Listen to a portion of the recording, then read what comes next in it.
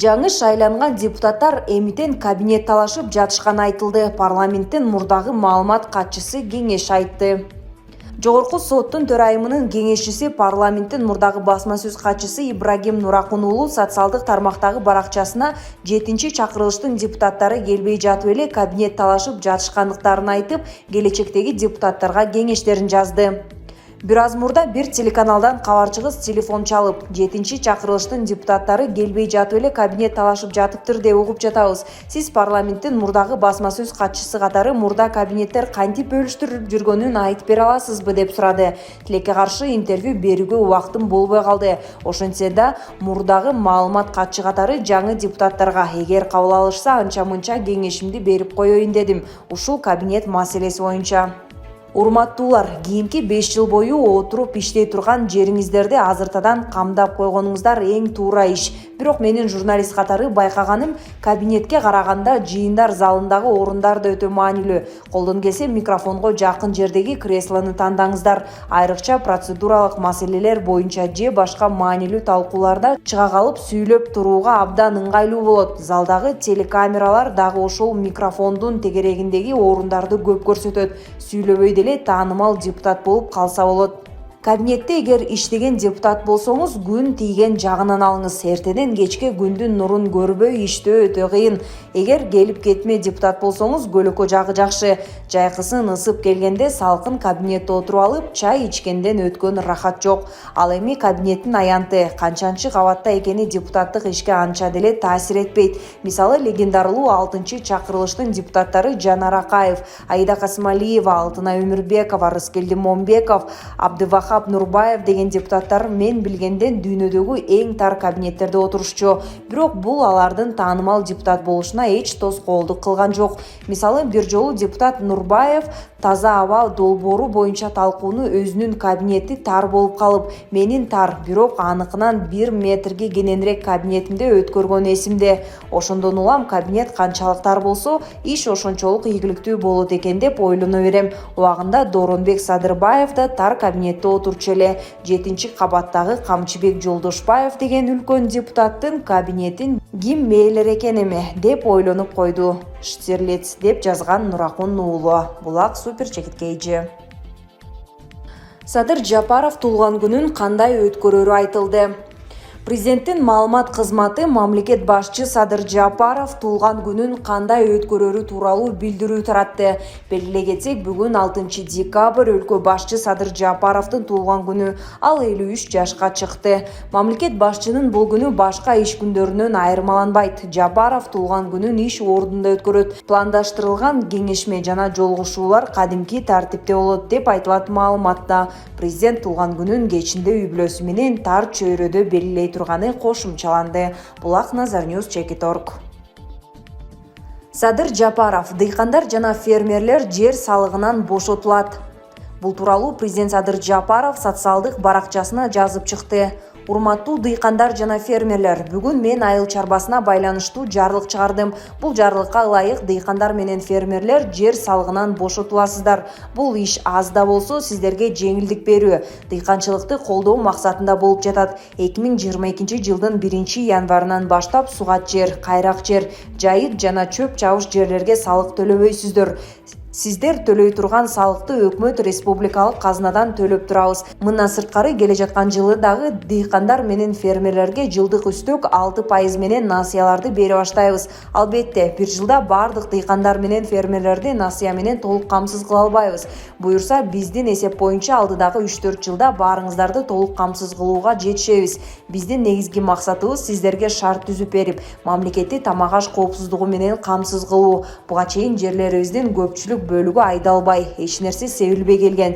Мындан ары 1 гектар сугат жер болсо да айдалбай калбаш керек. Жергиликтүү бийликтегилер, айыл өкмөт, аким, президенттин облустардагы өкүлдөрү бул маселеге керт башыңар менен жооп бересиздер. Ошондуктан азыртадан катуу көңүл буруңуздар. Айыл банк жана РСК банк менен тыгыз иштей баштаңыздар. Тамак аш коопсуздугу дейбиз. Эгер өз жерлерибизди айдап сеппесек, кайдагы тамак аш коопсуздугу? Азыр көпчүлүк тамак ашты импорт кылып жатабыз. тескерисинче экспортко чыгарып турганга жетишибиз керек. Ал үчүн мамлекет сиздерге болгон күчүбүздү аябай жардам беребиз. Өз кезегинде сиздер да колуңуздарга тийген насыяны башка жака жумшабай, максаттуу пайдаланып, мамлекетке жардам беришиңиздер керек. Мындан сырткары жылдык обороту 8 миллион сомго жетпеген ишкерлерди салыктардан бардык түрүнөн бошоттук. Соцфонд менен киреше салыгынан башкасын. Жылдык жүгүртүмү 8 миллион сомдон ашса гана салык төгүшөт. Бул дагы ылдыйкы катмардагы бизнес менен алектенгендер үчүн өкмөт тараптан материалдык колдоо жана ыңгайлуу шарттарды түзүп берүү болуп саналат, деди Жапаров. Булак.com Чекит пресс. Садырдан башкага көмүр жок. Кара кечеде нааразычылык башталды. Садыр Жапаров кара кече көмүрү 3000 сомдон сатылаарын убадалап, көмүр ушул баа менен бериле баштаган. Бирок арзан көмүр аз-аздан келип, кезекке тургандар көбөйгөн. Сатуучулар арзан көмүр алууну каалагандар 10 күн эрте кезекке туруп, тизмеге жазылышы керектигин эскертишкен. Көп өтпөй кара кечеден Бишкекке көмүр вагон менен ташылып келе баштаганын буга чейин Кыргыз көмүр ишканасынан маалымдашкан. Ал эми кара кеченин өзүндө нааразычылык жаралып, көмүр ташыгандарга көмүр берилбей жатканын айтышты. Бул тууралуу видео Алмазбек Мамыралиев тарабынан интернетке жүктөлгөн. Анда айтылгандай, көмүр кени 15 күнгө жабылганына нааразы болуп, президент Садыр Жапаровдун аты аталды. 15 декабрга чейин көмүр берилбейт деп жатышат. Биз чогулуп нааразычылык билдирип жатабыз. Жапсаңар толук жапкыла же жаппагыла деп. Садырга жүктөйбүз, силерге жок деп атат. Ошонун айынан ызы чуу болуп жатат. Эмне кылаарыбызды билбейбиз. Буга чейин журналист Ыдырыс Исаков атайын иликтөө даярдап, жергиликтүү айдоочулардын оор түйшүктөрүн, өлкө башчылардын шабакылыгы жөнүндө чагылдырып берген. Булак.com Чекиткейжи. Асейин Саралаев: Акаев Путинге бир Боинг учагын белекке берген. Акаев Путинге бир Боинг учагын белекке берген. Бул тууралуу журналист Асейин Саралаев өзүнүн Facebook баракчасына жазып чыкты. Кыргызстандын туңгуч президенти Аскар Акаев Россиянын олигархтары жашаган айылында кол тийгиз болуп жашоо үчүн жана Кыргызстандын Атамбаев башкарган бийлигине мээнең деп койсун деп Россия Федерациясынын президенти Путинге 2012 жылы бир Боинг 777 учагын белек кылган. Белек Акаевдин жубайы Майрам Акаеванын сиңдиси тарабынан берилген. Ал жерде ашаттыктын ушакчылары Шам кармаган жеңе милдетин аткарышкандыктан күбө болуп турушкан.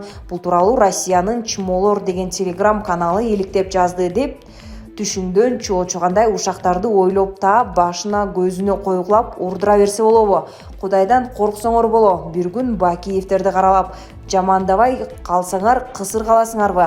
Акыркы күндөрү эл башчысы Курманбек Бакиевди Кыргызстанга келет экен деп жаны чыккан бир уч топ өздөрүнө окшоп көчүк чукуган тарабынан биринчиликти бербеген Беларусь өлкөсүнүн тез көр, өчүрүп салам, өлтүрдү, эркекче айтып салды деген форматта ушак тараткан аты жыты жок телеграм каналдарын жалдырап карашып, эптеп эле Бакиевтерди жамандаган маалыматтарды издеп калышты. Албетте, ал өлкөдө дагы Лукашенконы көрө албай кетиребиз деген эштекбайлар иттин кара капталынан. Алар биздин ушакчылар менен жалкоолордон ат чабым алдыда турат. Алар күн сайын Лукашенконун баскан изинен дагы жамандык издешет, ушакташат, жамандашат, каралашат. Анан ошолордун ушагын чыныгы факты сыяктуу тараткан Азаттык аман эле болсун. Бакиевтер Лукашенкога коопсуздугу үчүн бир машина жана мотоцикл берген имиш. Эми ушул ушакка ким ишенет кокуй? Эмне Лукашенкода унаа же мотоцикл жокпу? Ошол белектерди Бакиевтер берген деп тастыктаган документтер кана далил.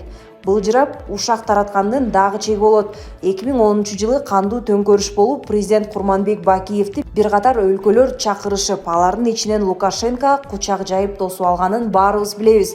Лукашенко мен же сиз эмес, ал дүйнөдөгү сөзү өтүмдүү лидерлердин бири. Эми ошол Лукашенко өзү сыяктуу бир өлкөнү татыктуу башкарган Курманбек Бакиевдин коопсуздугун темир тезекке багаламак беле. Болду эми, Атамбаевдин заманы жок. Ушактын энелери болгон Фаридиңер да, Адилиңер да жок. Бакиевтер жөнүндөгү ушактарга делдейип ишенгендердин саны күн сайын кыскарууда. Кудай буйрса, эл башчысы Курманбек Бакиевди ала тобуздан тосуп алабыз деп белгилеген ал. Булак Назарньюс Чекит.org.